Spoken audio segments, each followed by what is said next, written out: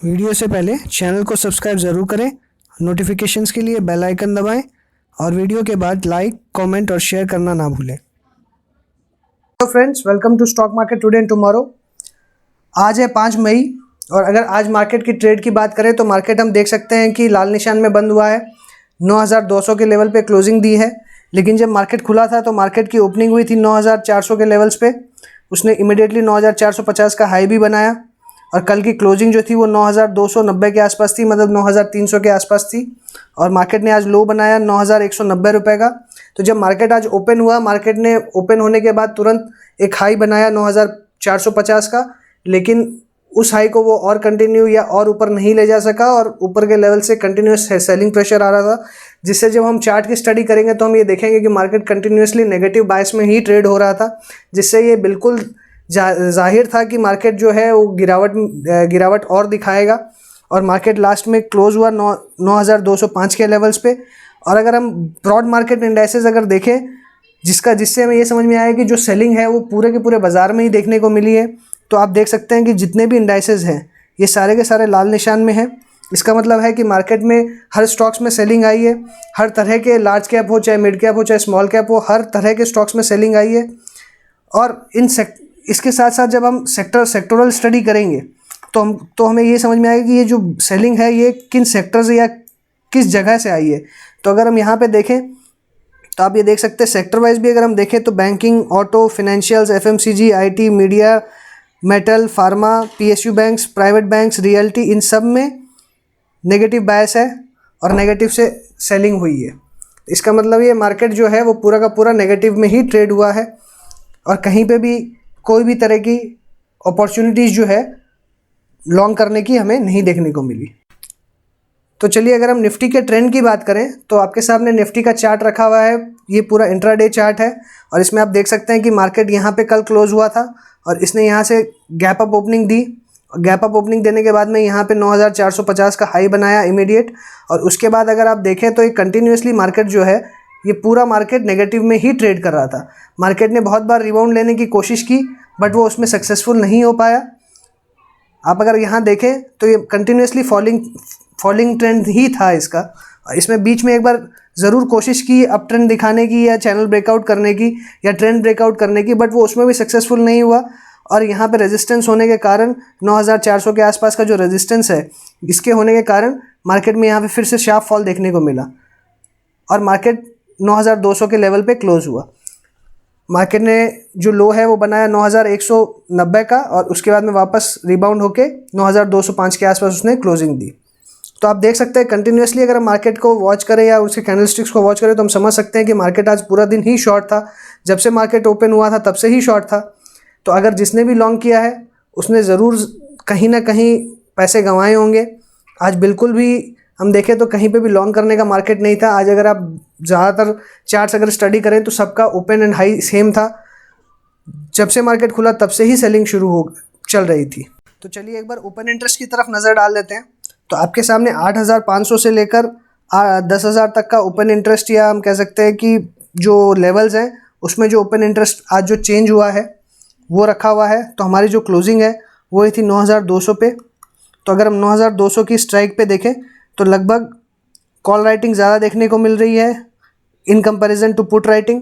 इसका मतलब ये है कि जो बियर्स है वो ज़्यादा हावी हो रहे हैं मार्केट में और जो बुल्स हैं वो कंट्रोल कुछ गंवाते हुए दिखाई दे रही है। और अगर 9200 के अगर ऊपर की बात करें तो यहाँ पे सारी पुट्स जो है वो अनवाइंड ही हुई है, कोई भी कॉल पुट राइटिंग है नहीं यहाँ पे। और अगर हम यहाँ नीचे की तरफ की बात करें तो ज़्यादा कॉल राइटिंग हमें देखने को नहीं मिल रही है। हाँ, ज़रूर ओपन इंटरेस्ट एडिशन ज़रूर हुआ है पुट राइटिंग में, लेकिन अभी जो लेवल्स है वो सबसे ज़्यादा इंपॉर्टेंट है। जहाँ पे सबसे ज़्यादा पुट राइटिंग हुई है आज वो है 9100 का। और जिस हिसाब से यहाँ पे पुट राइटिंग हमें देखने को मिल रही है उस हिसाब से हम कह सकते हैं कि यहाँ पे काफ़ी अच्छा सपोर्ट जो है निफ्टी यहाँ पे लेगा। तो 9100 जो है वो बहुत इंपॉर्टेंट लेवल होगा देखने का कि यहाँ पे क्या मार्केट सपोर्ट लेता है और यहाँ से क्या वापस बाउंस बैक करता है। लेकिन ये बात ज़रूर है कि मार्केट ऊपर की तरफ भी जाता हुआ नज़र नहीं आ रहा है, क्योंकि अगर आप 9200 के ऊपर की लेवल देखें तो यहाँ बहुत ही मैसिव कॉल राइटिंग हुई है 6 लाख, यहाँ पे आप देख सकते हैं 9,300 पे 6 लाख की और 9,400 पे 7 लाख की। तो यहाँ पे ये जो लेवल्स है ये मुझे नहीं लगता कि ये बहुत इमीडिएटली ये लेवल्स अचीव होंगे, और अगर होते भी हैं तो शायद एक बार 9,000 या 9,000 के नीचे स्लिप होने की कोशिश करेगा, और उसके बाद में वापस अगर बाउंस आता है तो हमें ये लेवल देखने को मिल सकते हैं। अगर हम क्यूमुलेटिव ओपन इंटरेस्ट की अगर बात करें तो हम क्यूमुलेटिव ओपन इंटरेस्ट देखते हैं।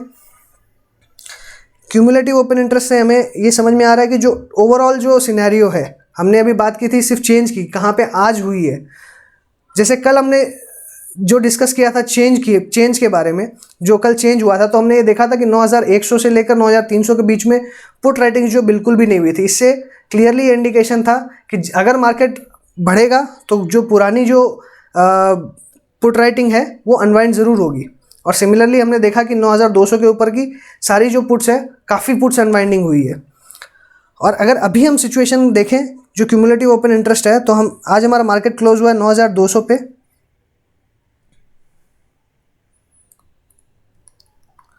9,200 पे हमारा मार्केट क्लोज हुआ आज इस लेवल पे। तो यहाँ पे अगर हम देखें तो यहाँ पे अभी भी ये सपोर्ट इसलिए मिला हुआ है क्योंकि यहाँ पे पुट राइटिंग बहुत ज़्यादा थी।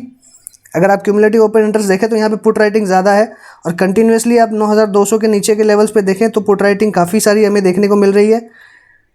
और 9,000 पे बहुत बड़ा सपोर्ट है, यहाँ पे लगभग 15 लाख ओपन इंटरेस्ट है। और अगर हम 9,200 के ऊपर की बात करें तो यहाँ पे हमें कंटिन्यूसली देखने को मिल रही है कि यहाँ पे काफ़ी बड़ा ओपन इंटरेस्ट एडिशन है और काफ़ी बड़ा ओपन इंटरेस्ट है। तो इसका मतलब ये है कि अगर हम इन कंपैरिजन टू पुट्स देखें तो कॉल्स जो हमारी है वो काफ़ी हावी है। इसका मतलब जो बियर्स है वो काफ़ी हावी होकर रखे हैं मार्केट में, जो आपको मेरे हिसाब से ये चार्ट देख के क्लियरली समझ में आ रहा होगा कि जो मार्केट है उसमें बियर ज़्यादा एक्टिव है इन कंपैरिजन टू बुल्स। और इसीलिए मार्केट क्या है, मार्केट का जो बायस है ये हम कह सकते हैं नेगेटिव की तरफ है। अगर हम आज FIIs की बात करें तो यहाँ पे आपके सामने FIIs की एक्टिविटीज़ है, दोनों बाई एंड सेल, और उनमें भी फ्यूचर्स में उन्होंने क्या बाई किया है, कितना बाई किया है वो हम यहाँ देख सकते हैं, कितना सेल किया है वो देख सकते हैं। लगभग उन्होंने बाई किया है 4,495 करोड़ का और सेल किया है 6,100 करोड़ का इंडेक्स फ्यूचर्स को। इंडेक्स फ्यूचर्स अगर ज़्यादा सेलिंग हुई है तो हम ये भी कह सकते हैं कि मार्केट में जो FIIs है वो मार्केट में शॉर्ट है। इंडेक्स ऑप्शंस अगर हम देखें तो इंडेक्स ऑप्शंस लगभग उन्होंने बाई और सेल दोनों किया है, और यहाँ पे हम देख सकते हैं कि इन्होंने काफ़ी बड़ी अमाउंट में बाइंग और सेलिंग की है, लगभग 1-1 लाख करोड़ रुपए की बाइंग और सेलिंग करी है। स्टॉक फ्यूचर्स को अगर देखें तो यहाँ 14,000 और यहाँ पे 15,000 करोड़। अगर स्टॉक ऑप्शंस की बात करें तो 3,300 करोड़ और 3,300 करोड़। तो लगभग अगर हम देखें तो options, index options, stock futures और स्टॉक ऑप्शंस, ये तीनों में लगभग सेम है, सिर्फ इंडेक्स फ्यूचर्स उन्होंने ज़्यादा सेल किया है। इसका मतलब ये है, हम ये सोच सकते हैं या हम इससे ये कंक्लूजन निकाल सकते हैं कि जो FIIs हैं वो मार्केट में शॉर्ट हैं, उन्होंने शॉर्ट पोजीशंस बनाई है, अपनी पोजीशंस को हेज किया होगा। तो आगे बढ़ते हुए अगर हम मोस्ट ट्रेडेड स्टॉक्स की बात करें तो आपके सामने लिस्ट है, आप देख सकते हैं कि सबसे ज़्यादा कौन से स्टॉक्स ट्रेड हुए हैं। तो अगर हम क्वांटिटी के हिसाब से अगर जाएँ तो आइडिया हम रोज़ देख रहे हैं कि रोज़ सबसे ज़्यादा ट्रेडिंग इसमें हो रही है। हालांकि इसमें डिलीवरी बहुत बड़ी नहीं उठाई जा रही है, बट ट्रेडिंग बहुत ज़्यादा हो रही है। और सिंस ये क्या एक पेनी स्टॉक के तरह का है, 4 रुपये का स्टॉक है, तो जाहिर सी बात है जो छोटे इन्वेस्टर्स हैं वो भी इसमें बड़ी बड़ी क्वांटिटीज़ ट्रेड कर रहे हैं। तो इसकी अगर ट्रेडिंग की बात करें तो कोई बहुत ज़्यादा मैसिव नहीं है। अगर हम जो पहले 2 स्टॉक्स है आइडिया और भेल, ये दोनों ही अगर हम देखें तो इसकी जो प्राइसिंग है वो पेनी स्टॉक्स के तरह की प्राइसिंग है, और इसीलिए अगर इनमें बहुत बड़ा ट्रेड होता है तो कोई बहुत बड़ी बात नहीं है। लेकिन अगर SBI की बात करें, ONGC की बात करें, टाटा मोटर्स की बात करें तो इनकी क्वांटिटी भी मैसिव है ट्रेडिंग की, और इनके जो प्राइसेस है वो भी बहुत ज़्यादा लो नहीं है। इसलिए अगर इनमें बहुत बड़ी क्वांटिटी में ट्रेड हो रहा है तो ये बहुत मायने रखता है, और ये मार्केट टर्नओवर में बहुत बड़ा कंट्रीब्यूशन करता है। उसके बाद अगर हम देखें तो Axis Bank, ICICI Bank, Ashok Leyland, RBL, IDFC, Bharti Airtel, Vedanta, Bank of Baroda, Motherson Sumi, Federal Bank, Zee Entertainment, Jindal Steel, Infratel, Reliance और L&T housing finance, L&T financial holdings. अगर हम टॉप डिलीवर्ड स्टॉक्स की अगर बात करें, जो सबसे ज़्यादा डिलीवरी जिनकी उठाई गई है, तो अगर हम इनको सॉर्ट करें तो सबसे देख पा रहे हैं जिसकी सबसे ज़्यादा डिलीवरी उठाई गई है वो है इंडियन होटल्स। इसके बाद है GMR Infra, 3i Infotech, Gold BeES, ITC, RCom, Syntex, Ashok Leyland, SBIN, भेल, Bank of Baroda, Federal Bank, IDFC First, Idea, Bharti Airtel, ICICI Bank, Motherson Sumi, ONGC, Axis Bank और टाटा मोटर्स। टॉप गेनर्स की अगर हम बात करें तो सबसे ज़्यादा आज जो गेन किया है वो मैकडॉवेल्स, फिर just dial, Radico, UBL, Voltas, Orient cement, MOIL, AU bank, IB real estate, future retail, Suven life sciences, Edelweiss, spice jet, PVR, Magma, SBIN, DLF, Filatex, CG power और एयरकॉन। टॉप लूजर्स की अगर बात करें तो HCG, हेल्थ केयर ग्लोबल। अगर हम HCG की बात करें तो कल आपने देखा होगा कि HCG टॉप गेनर्स की लिस्ट में था और आज टॉप लूजर्स की लिस्ट में। तो 14% आज इसमें गिरावट देखने को मिली और इसकी डिलीवरी थी 48% की।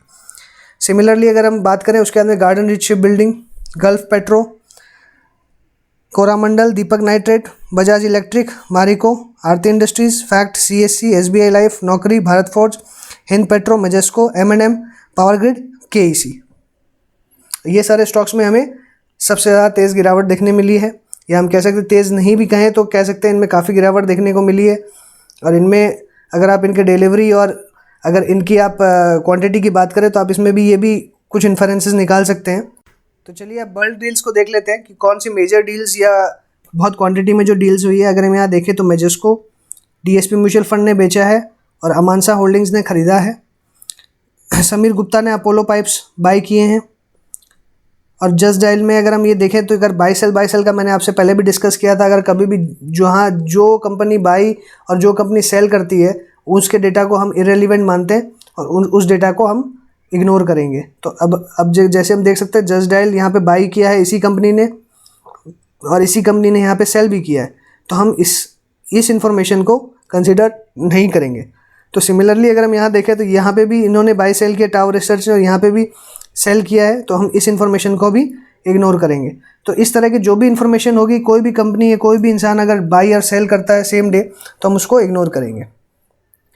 अगर यहाँ पे हम देखें तो DSP म्यूचुअल फंड ने एक कंपनी और सेल की है, south west pinnacle exploration limited, 5 lakh shares इसके सेल किए। ब्लॉक डील्स की बात करें तो कोई ब्लॉक डील्स नहीं हुई है। और अगर इनसाइडर ट्रेड की बात करें तो इनसाइडर ट्रेड भी आज कुछ नहीं हुआ है। अगर हम कल की बात करें, कल काफ़ी कंपनियों का रिजल्ट्स है। सबसे पहले yes bank, Nerolac, Adani enterprise, JM financials, TCI developers and DG content.